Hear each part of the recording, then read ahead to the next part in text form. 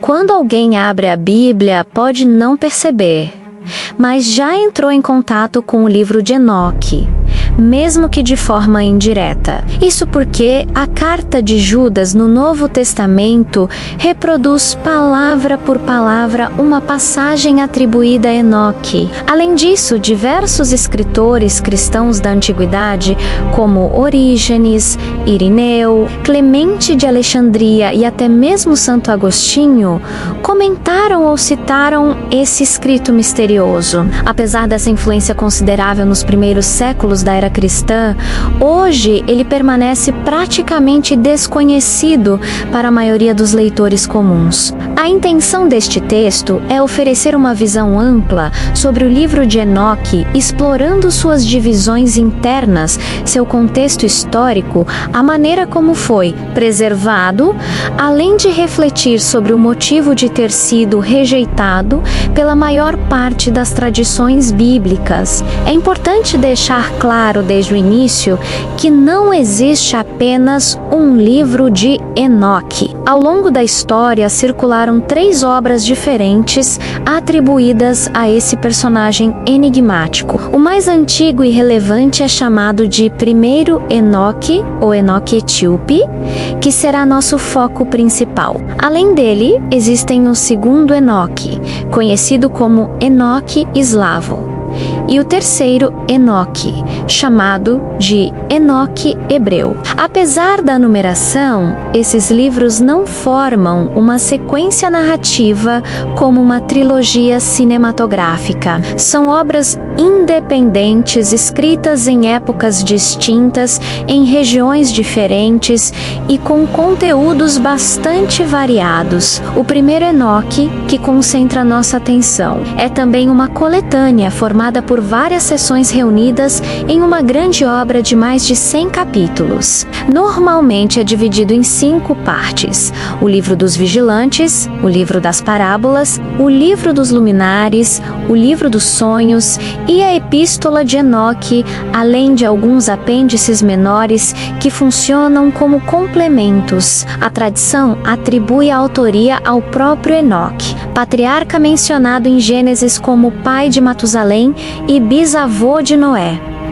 O texto bíblico afirma que Enoque andou com Deus e já não estava entre os homens, pois Deus o levou. Essa breve referência enigmática e única serviu de base para que gerações posteriores imaginassem Enoque como um homem íntimo da divindade, alguém arrebatado ao céu e testemunha de mistérios ocultos. Assim nasceu a tradição de visões e revelações atribuídas a ele. Entretanto, quando olhamos sob a lente da história e da crítica textual, percebemos que o livro foi escrito muitos séculos depois do período em que o personagem teria vivido. O estilo, a linguagem e, principalmente, as referências históricas apontam para o período helenístico, após a conquista de Alexandre, em torno do século III ao II a.C., chegando até os eventos ligados à revolta dos Macabeus. Ou seja, o suposto futuro revelado a Enoque, na verdade, reflete acontecimentos já conhecidos pelo autor. Esse recurso, bastante comum na literatura apocalíptica judaica, consiste em apresentar o passado recente como profecia, criando a ilusão de que um patriarca antiquíssimo já havia previsto tudo. A comprovação histórica desse contexto aparece também nos manuscritos. Os fragmentos mais antigos do primeiro Enoque foram encontrados entre os manuscritos do Mar Morto, escritos em aramaico, datados entre o século II a.C. e o século I depois de Cristo. Existem ainda pedaços em grego, latim e siríaco, mas nenhum deles completo. Os exemplares integrais sobreviveram apenas na Etiópia Etiópia, traduzidos para o guiuês, língua litúrgica local, entre os séculos XV e XX. É por esse motivo que o livro ficou conhecido como Enoque Etíope. Não porque tenha nascido ali, mas porque apenas naquele contexto religioso, sua transmissão permaneceu ininterrupta. Até hoje, a Igreja Ortodoxa Etíope considera o livro de Enoque parte integrante da Bíblia, e a comunidade judaica etíope, chamada Beta Israel, também o vê como sagrado. A primeira grande seção, chamada Livro dos Vigilantes, talvez seja a mais famosa. Nela se narra a história de anjos que desceram à terra e encantaram-se por mulheres humanas e tiveram filhos com elas. Dessa união nasceram gigantes que devastaram o mundo, consumindo animais, colheitas e até seres humanos. Esses anjos caídos, chamados de vigilantes, ensinaram segredos proibidos aos homens: astrologia, magia, metalurgia, técnicas de guerra e até práticas cosméticas. O resultado foi o aumento da corrupção, da violência e da injustiça. Diante disso, Deus decidiu agir. Enviou Uriel para avisar Noé sobre o dilúvio que estava por vir. Enviou Rafael para aprisionar Azazel, um dos líderes dos anjos caídos. Enviou Miguel para enfrentar Senjassa, outro líder rebelde, e enviou Gabriel para exterminar os gigantes. Por fim, o dilúvio purificou a terra, destruindo quase toda a vida, exceto os preservados na arca. Paralelamente, Enoque é levado em jornadas celestes, guiado por anjos, visitando os lugares reservados para os justos e para os ímpios, à espera do julgamento final. Essas descrições antecipam imagens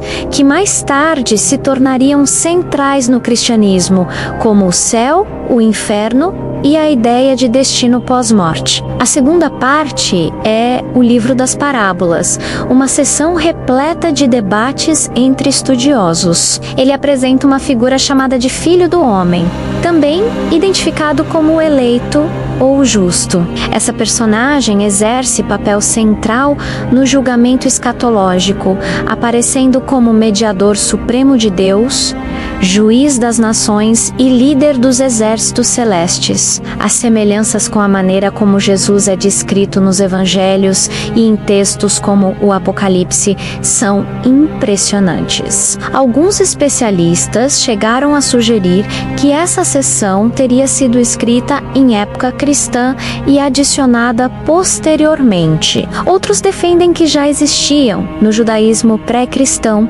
tradições que falavam de um Messias celestial e que os evangelhos se apropriaram dessa imagem curiosamente. No final do livro das parábolas, o próprio Enoque é identificado como esse Filho do Homem, elevando sua figura a um nível quase divino. Essa associação inspiraria séculos depois tradições místicas judaicas que transformaram Enoque no anjo Metatron, uma entidade celestial altíssima na hierarquia. A terceira parte, chamada Livro dos Luminares ou Livro Astronômico, é bastante distinta das demais. Seu foco principal é o calendário e a observação dos astros. O texto descreve portas celestes por onde o Sol e a Lua passam, o movimento dos ventos e a ordem das estações. O autor defende o uso de um calendário solar de 365 dias, em contraste com o calendário lunisolar usado por outros grupos judaicos. Esse detalhe tinha enorme importância prática, pois o calendário determinava a celebração das festas religiosas, o ciclo sabático e o ano do jubileu. É interessante notar que o Gênesis afirma que Enoque viveu 365 165 anos, número que corresponde justamente ao ciclo solar. Parece haver uma intenção antiga de associar a figura de Enoque ao conhecimento dos céus e da ordem cósmica. A quarta parte é o livro dos sonhos, que reúne duas grandes visões. A primeira anuncia o dilúvio, a segunda reconta a história desde a criação até o fim dos tempos, usando alegorias em que animais representam povos e estrelas representam anjos. Assim, Noé é descrito como um touro branco. Seus descendentes assumem formas de outros animais, e Judas Macabeu surge como um carneiro com enormes chifres. Até certo ponto, essas imagens se encaixam nos acontecimentos históricos conhecidos, mas a partir daí, o texto avança rapidamente para a expectativa de uma renovação final: a destruição dos ímpios, a ressurreição dos mortos e a inauguração de uma nova Jerusalém. Esse recurso de projetar o futuro final após narrar o passado conhecido é típico da literatura apocalíptica e também aparece no livro de Daniel e no Apocalipse cristão. Por fim, temos a Epístola de Enoque, a quinta parte. Ela é escrita como um testamento espiritual, repleto de exortações morais. O texto alerta contra a idolatria, a violência, a injustiça social e a acumulação de riquezas obtidas à custa dos pobres. Exorta os ricos a não explorarem os necessitados e oferece esperança aos oprimidos, prometendo que Deus fará justiça. A mensagem é clara: o fim está próximo e cada um deve se preparar. Aos injustos espera a condenação, mas aos fiéis é reservada a luz e a paz eterna. Essa seção ecoa fortemente o tom profético do Antigo Testamento, mas em clima apocalíptico, projetando a resolução final de todas as injustiças. O impacto do livro de Enoque nos primeiros séculos foi imenso. Como já dito, a carta de Judas o cita diretamente. A epístola de Barnabé, que circulou entre alguns cristãos, também o menciona como escritura. Justino Mártir, Irineu e Orígenes recorreram a Enoque para falar sobre a queda dos anjos e a origem dos demônios. Tertuliano defendeu sua inspiração divina, argumentando que se os judeus o rejeitavam por falar de Cristo, os cristãos deveriam justamente abraçá-lo. Com o passar do tempo, porém, vozes contrárias ganharam força. Agostinho duvidava da autenticidade, considerando-o fantasioso e sem tradição dentro do judaísmo. Essa visão prevaleceu, e o livro acabou sendo excluído do cânone na maioria das igrejas, sobrevivendo apenas na tradição etíope.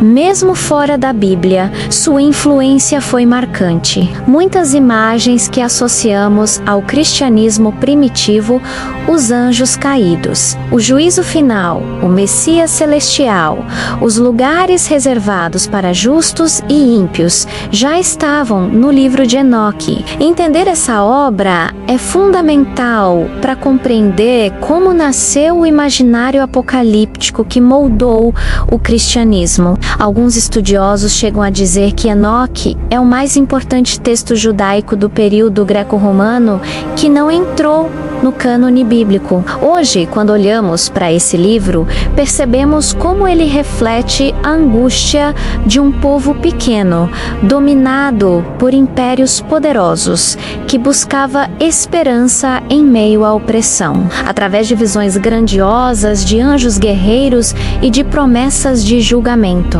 Os autores transmitiam ao seu público a certeza de que a justiça divina triunfaria. Mesmo séculos depois, essa mensagem continua ressoando, lembrando-nos de que a fé e a imaginação sempre caminharam lado a lado na construção das tradições religiosas.